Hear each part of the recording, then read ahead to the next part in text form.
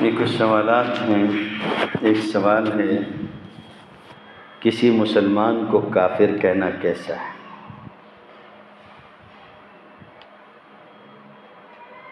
کوئی مسلمان کسی دوسرے مسلمان کو کافر کہے اولاً تو یہ ناجائز و حرام ہے، پہلا مسئلہ یہ۔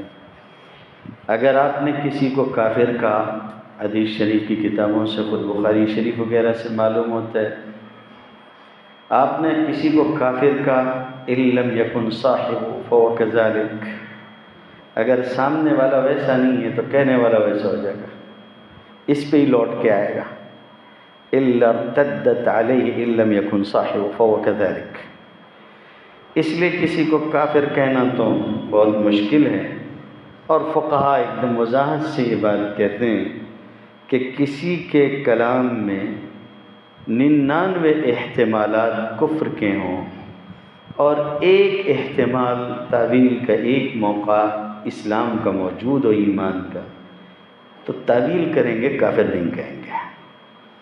یہی وجہ ہے کہ علماء دیوبند بریلویوں کے کفر میں تعویل کرتے ہیں، اور ابھی بھی فتویٰ یہی دیتے ہیں کہ جو آدمی تعویل کے درجے میں ہوگا ہم اس کو کافر نہیں کہتے۔ تو ہمارے اس کہنے کو وہ کہتے ہیں کہ تم ہم کو تو مومن مانتے ہو، ہم تم کو کافر مانتے ہیں۔ شاباش تیرے ایمان کی سند تو نے کافر سے لی ہے، شاباش ہے تیرے اوپر، سمجھے نہیں سمجھے؟ ایک تو یہ ہوا۔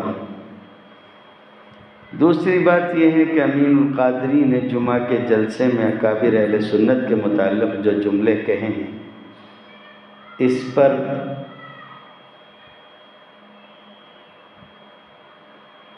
آپ کا کہنا کیا ہے؟ امین القادری صاحب نے جو کچھ بھی کہا ہے، میں سمجھتا ہوں کہ یہ ہمارے شہر کے جو بریلوی حضرات ہیں، یہ ان حضرات کی آخری درجے کی ذلت اور آخری درجے کی رسوائی کی چیز ہے۔ میں جانتا ہوں کہ ہمارے شہر کے لوگوں نے باقاعدہ یہ بات کہی ہے کہ امین القادری صاحب غیر مستند عالم ہیں اور اعلیٰ حضرت کے فتوے کے مطابق ان کا بیان کروانا حرام ہے۔ میرے پاس عبارت موجود ہے۔ جن حضرات کو، جن بریلوی حضرات کو میرے اس جملے سے اعتراض ہو یا اختلاف ہو، وہ عبارت مجھ سے مانگے، میں ان کو ان کے گھر سے یہ عبارت دکھانے کا پابند ہوں۔ اب اگر آپ نے اس کو بلوا کے بیان کروایا ہے تو اس نے حرامی بیان کیا ہے، آپ نے حرام بیان سنا ہے اور سب نے مل کے مجمع میں حرام کام کیا ہے۔ کوئی مسئلہ نہیں ہے۔ اگر میں جواب نہ دے سکوں یا نہ بتا سکوں تب تو ٹھیک ہے، آپ جو چور کی سزا وہ میری سزا، میرا خون میں ہمارے شہر کے بریلوی حضرات پر معاف کرتا ہوں۔ اگر میں یہ نہ ثابت کر سکوں تو وہ مجھے بلا لیں اور کہیں کہ حوالہ دیجئے، اگر دے دوں تو مان لیں کہ ہاں ہم نے لکھا تھا، ہمارے علماء نے، ہمارے لوگوں نے لکھا تھا کہ یہ کام حرام ہے اور ہم نے حرام کام کیا ہے۔ اور اگر میں حوالہ نہ دے سکوں تو جو چور کی سزا وہ میری سزا۔ اس سے اچھا تو کوئی نسخہ نہیں ہوگا نا، اس سے اچھا کوئی نسخہ ہو سکتا ہے؟ قادری صاحب کے بارے میں یہ انہوں نے خود لکھا ہے، حوالے میں نے جمع کر رکھے ہیں۔ اب جب ایک حرام کام ہوا ہے، اس میں انہوں نے کچھ کہا ہے، تو اب میں کوئی حرام کا سالن پکا ہو تو اس میں تھوڑے مرچیں میں بھی ڈالوں، نمک میں بھی ڈالوں تاکہ وہ حرام کا سالن اور تھوڑا مزیدار ہو جائے، یہ تو کوئی بات نہیں ہوئی۔ حرام کام تم نے کیا، تم جواب دو گے۔ سمجھ میں آئی بات؟ ایک دم پکا۔ باقی تو اگر وہ یہ چاہتے ہیں کہ اس مسئلے پر بیٹھ کے بات کریں تو دروازہ کھلا ہوا ہے، اور اب ہم اس تلاش میں ہیں کہ کسی طرح ان کے علماء اب ہم سے بات کر لیں، اور ہم لوگ اس کے لیے تیاری میں۔ آج تک اجتماع تھا، تھوڑا رکے ہوئے تھے، کل سے انشاءاللہ کچھ کوشش شروع کریں گے۔ بہت ہوا، کس کا ایمان اور کس کا کفر بیٹھ جائیں، اس کے بعد سب سمجھ لیا جائے گا کہ کون کیا کرتا رہا ہے۔ اور دنیا ابھی اتنی جو ہے وہ حافظے کی کمزور نہیں ہوئی ہے کہ کس کو کتنی مرتبہ معافیاں مانگنی پڑی ہیں، کفر سے توبہ کرنی پڑی ہیں، اور کھڑے ہو کے معافی مانگتے رہے ہیں، وہ سب جانتے ہیں۔ سارا ایمان اور کفر اب سب نکالا جائے گا۔ اگلا سوال ہے، حسام الحرمین میں لکھا ہے کہ علماء حرمین نے دیوبندی علماء کے لیے کفر کا فتویٰ دیا ہے، اس کی حقیقت واضح کیجیے۔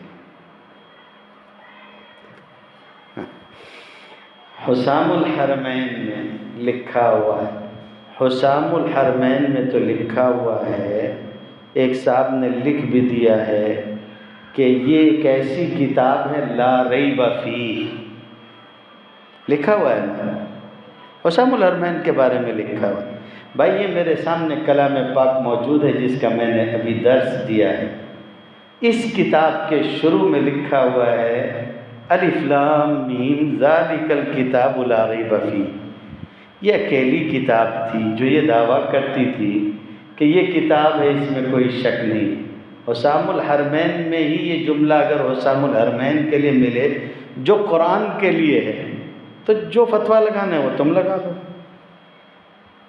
خدا کی کتاب کے برابر کسی کی کتاب ہو سکتی ہے؟ تمہاری زبان میں بولنے پہ آؤں تو بولوں گا کہ شرک کیا ہے، خدا کی کتاب کے برابر دوسرے کی کتاب کو قرار دیا ہے۔ بھئی ذالک الکتاب لا ریب فیہ کسی اور کی کتاب ہو سکتی ہے؟ تو یہ کیا سمجھتے ہیں کہ ہم نے حسام الحرمین دیکھی نہیں ہے، یا پڑھی نہیں ہے، یا ہمارے علماء نے اس کا جواب نہیں دیا ہے؟ دنیا کے لوگ مکے مدینے جا کے ساری زندگی کا جھوٹ چھوڑ کے واپس آتے ہیں کہ ہم جھوٹ نہیں بولیں گے، ہم نیک کام کریں گے اور سچ بولیں گے۔ سمجھ میں آ رہی ہے بات؟ یہ جھوٹا ایسا بدماش تھا کہ یہ ہندوستان سے مکے مدینے جا کے جھوٹ بول کے آیا ہے۔ حسام الحرمین کے معنی ہوتے ہیں حرمین کی تلوار۔ یہ ہمارے بزرگوں کی عبادتیں لے کے گیا اور وہاں جا کے ان کے سامنے اونی پونی عبارت بیان کر کے کہتا ہے اس پہ فتویٰ دو۔ بیچارے عربی جاننے والے، ان کو کیا معلوم کہ اردو کی کتابوں میں کیا لکھا ہے؟ انہوں نے جو جواب دیکھا سامنے اس پہ لکھ دیا۔ ہمارے بزرگوں نے جب جواباً جواب لکھا جواب الجواب میں، اور ان علماء کو بتایا کہ بھئی یہ بات ہے، اس کے بعد جو ہوا وہ سمجھ میں آتا ہے۔ اب مسئلہ یہ ہے کہ وہاں کنز الایمان تمہارا بینڈ ہے۔ اگر تمہارے لیے فتویٰ ہوا تھا تو تمہاری نماز کیوں نہیں ہوتی مکے مدینے میں؟ فتویٰ کہاں کا بتا رہے ہیں؟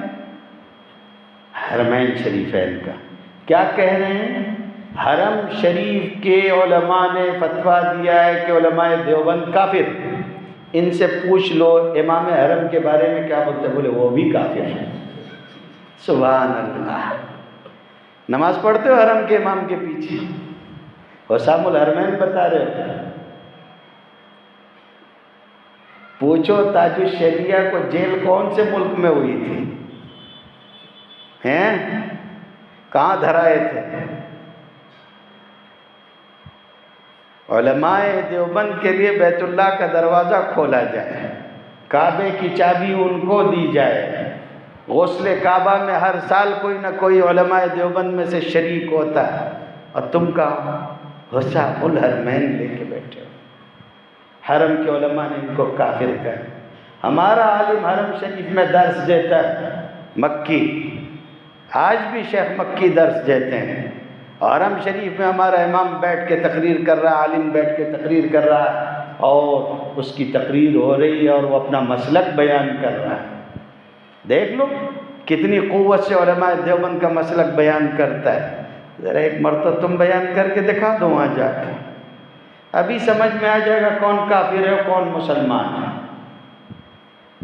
کہتے ہیں حسام الحرمین میں علماء حرمین نے کافر قرار دیا۔ کن کو علماء حرمین سمجھتے ہو؟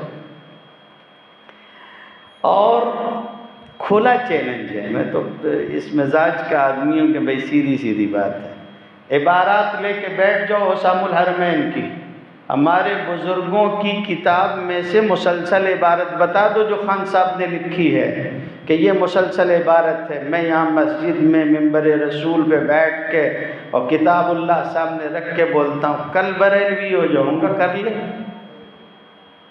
کر کے بتا، عبارات ہم نے پڑھ لی۔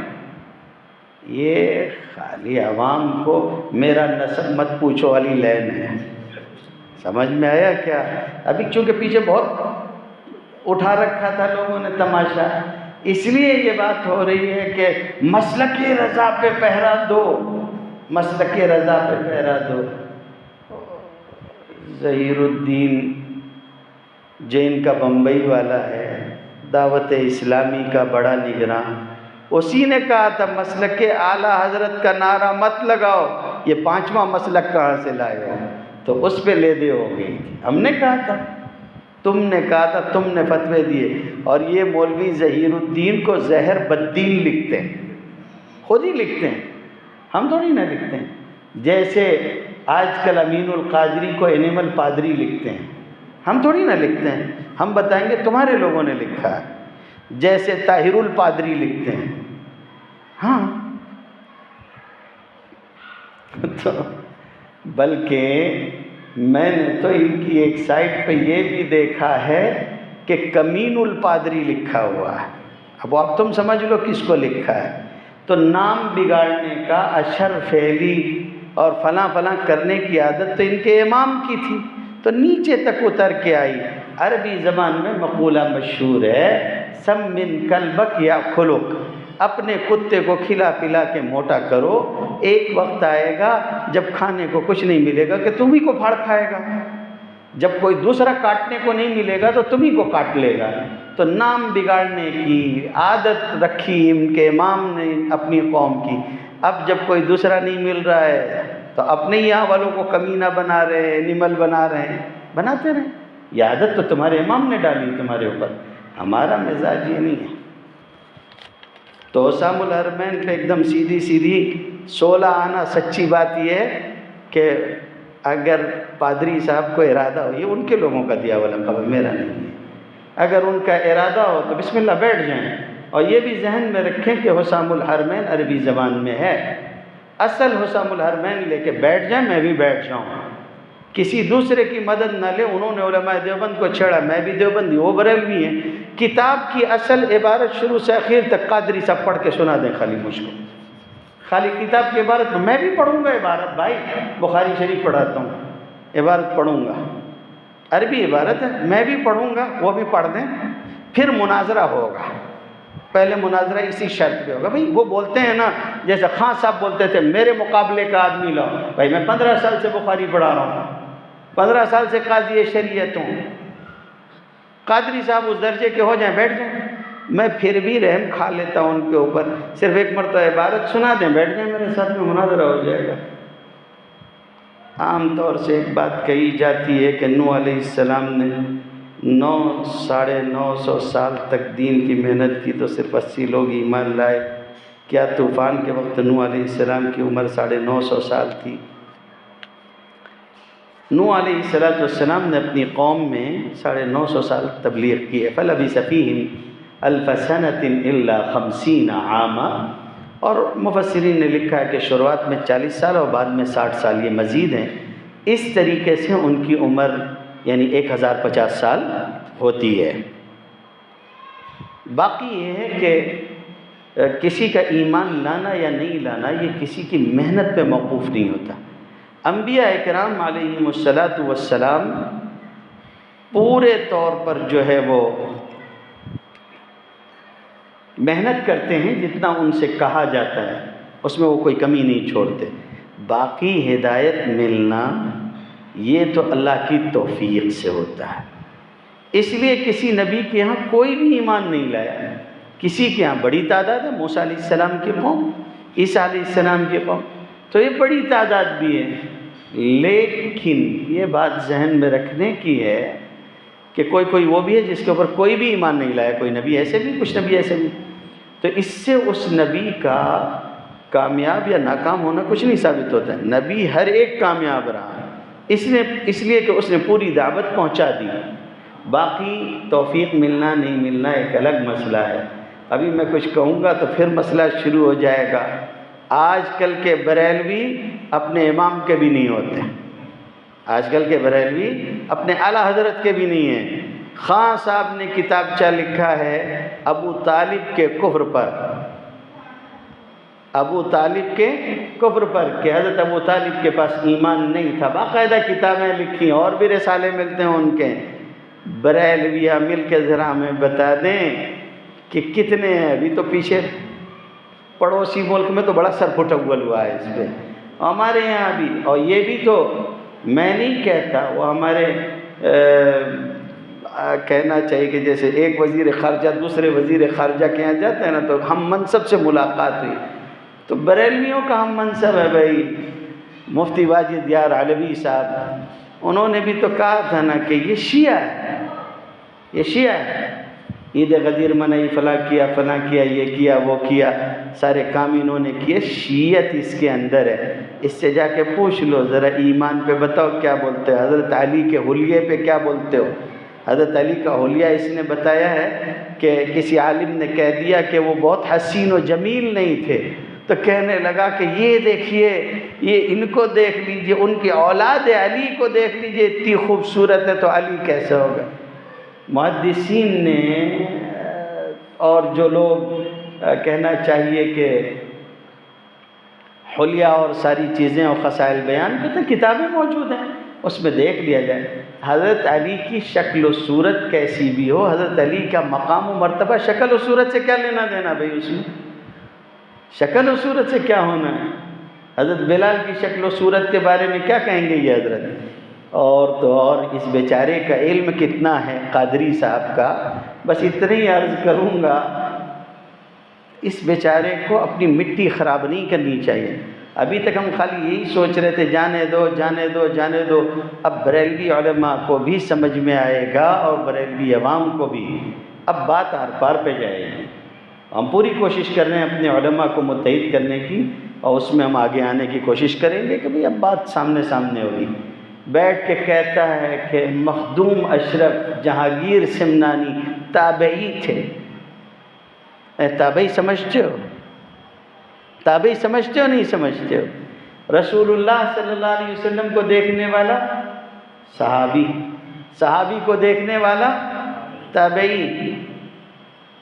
جہانگیر اشرف سمنانی کب ہوئے؟ 8ویں صدی ہجری میں۔ تابعی کہاں سے ہو گئے؟ جیسے یہ سید ہو گیا ویسے وہ تابعی ہو گئے، ویسے ہی ہے۔ اللہ تعالیٰ سمجھنے کی توفیق عطا فرمائے۔ وآخر دعوانا الحمدللہ رب العالمین۔